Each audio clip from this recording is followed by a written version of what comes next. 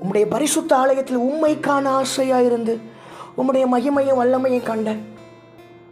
சங்கீதக்காரனுக்கு தாவீது இந்த வார்த்தையை சொல்றார், எனக்கு ஒரு ஆசை உள்ளத்துக்குள்ள பல நாட்களில் தங்கி கிடக்குது.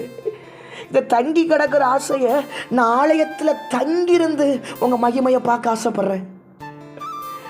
அநேக ஆசைகள் அநேக மனுஷருக்குள்ள வந்து வந்து போகுது, தேவையில்லாத ஆசைகள். ஆனால் ஒரு ஆசை தாவீதுக்குள்ள தங்கி இருக்குதான், பல ஆண்டுகளா பல வருஷங்களா தங்கி கிடக்குது. உங்கள் மகிமையை பார்க்கணும், உங்கள் வல்லமையை பார்க்கணும், உங்கள் ஆலயத்தில் தங்கி இருந்து பார்க்கணும்.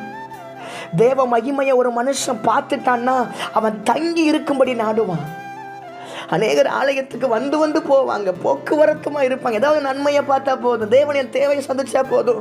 ஆனால் இந்த மனுஷனுக்குள்ள இருந்த ஒரே ஒரு ஆசை, எனக்கு நன்மையெல்லாம் பெருசாக வேணாம், உங்கள் மகிமையை பார்க்க ஆண்டவரே, உங்கள் பிரசன்னத்தை நான் அனுபவிக்க ஆண்டவரே. இந்த மகிமைக்குள்ளதான் அநேகரை இழுத்து கொண்டு வரக்கூடிய தெய்வீக வசீகரம் இருக்குது. தெய்வீக வசீகரம் தேவ மகிமைக்குள்ள இருக்குது. தேவ மகிமையை சுமக்கிற ஒரு ஊழியம், தேவ மகிமையை சுமக்கிற ஒரு மனிதன், தேவ மகிமையை சுமக்கிற ஒரு சபை அநேக ஜனங்களை தேவன் பக்கமாய் திருப்பி உள்ளே கொண்டு வருவாங்க. வேதம் சொல்லுது, யோவாசானை குறித்து, அவன் எரிந்து பிரகாசிக்கிற விளக்கா இருந்தான்.